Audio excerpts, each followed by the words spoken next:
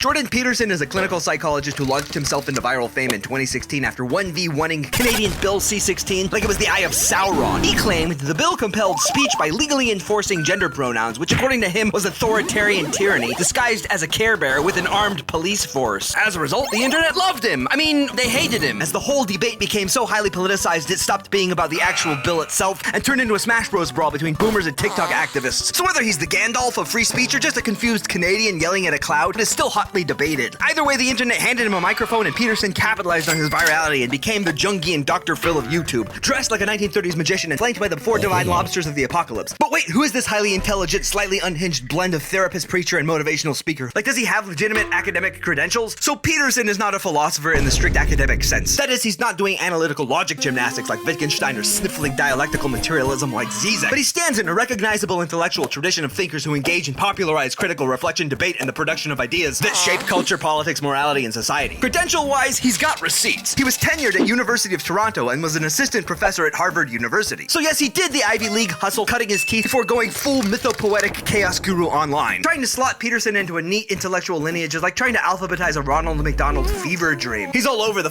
place. Psychodynamically rooted in Piaget and Jung, sprinkled with evolutionary psychology, a dash of enlightenment individualism, and a whole heap of archetypal melodrama. But officially, his academic lane is clinical psychology, particularly focusing on personality theory, religious belief, and the structure of myth. Think Carl Jung over-caffeinated in the back rooms. He's also published with citations, peer-reviewed research, making significant empirically grounded contributions to the scientific understanding of the psychometric Big Five model of personality. In 1999, Peterson published Maps of Meaning, a lore-dense megazord of a book attempting to reverse engineer morality straight from the human brain. He suggests ancient myths, like the Bible, might just be elaborate user manuals for not speedrunning into existential despair. At the core of it all is the mythic binary Peterson breathes like oxygen: order versus chaos. Too much chaos, you dissolve. Too much order, you calcify. Peterson's ideal? Walk the tightrope between the two and become the hero of your personal creation myth. Ultimately, his psychological contributions pose one major question: how does one harmonize themselves in the real world? Battle the tyrannical empire of order or the dragon of chaos? According to Peterson, not with a sword, but with a Swiffer. One of Peterson's most memeified philosophical insights is essentially home makeover advice. Clean your room. This isn't hygiene, it's moral philosophy meets IKEA. An unmade bed represents eternal chaos. Can't organize your desk? Good luck reorganizing civilization, bucko. Clean your space, and you symbolically assert order over the entropy of existence. So after Maps of Meaning, Peterson made a 180 vibe shift from his later public career when he became the unwilling main character of the Culture Wars cinematic universe. He pivoted from dense mythic analysis to something decidedly less academic. A self-help guide, 12 rules of life, an antidote to chaos. It's essentially chicken soup for the lobster soul. Suddenly, the professor who spent decades decoding Babylonian chaos gods was giving readers profound insights like pet a cat and maybe don't bother kids skateboarding. Needless to say, this new work was so dripping with sentimentality that it made Hallmark cards look edgy in comparison. So all in all, if philosophy had a weird uncle who cornered you at Thanksgiving to monologue about Dostoevsky, dragons, and serotonin-fueled lobsters,